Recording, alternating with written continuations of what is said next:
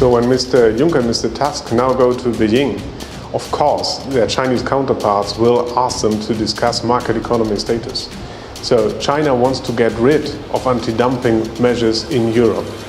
But of course, the European Commission, the European Union may not go in here, because overcapacities in China are destroying industries in Europe, and they are breaking every rule there is in free markets. What I expect Mr. Juncker and Mr. Tusk to do is to speak a very clear language to China that this has to stop. I think it's really time to wake up. If you lose the industry, you lose the middle class. You can see what happens now in Detroit. That means no middle class, sooner or later you will have the revolution.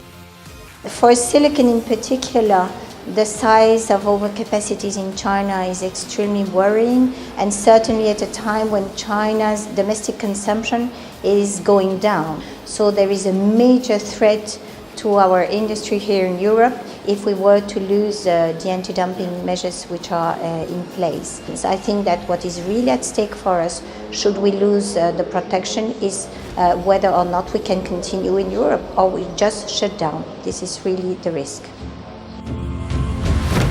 I think the European authorities are becoming alarmed with the situation, which make the decisions more complex, and they need to find a way out. But I believe the way out has to be a clear answer.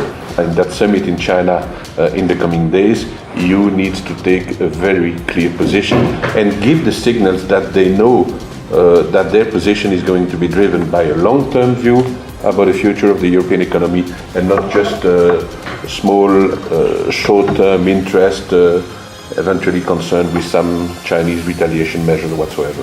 Now the production of ceramic tile in Europe is protected by ongoing anti-dumping measures. But in future we are worried if EU will grant MES status to China, 100,000 jobs will be at stake if, of course, these measures are adopted.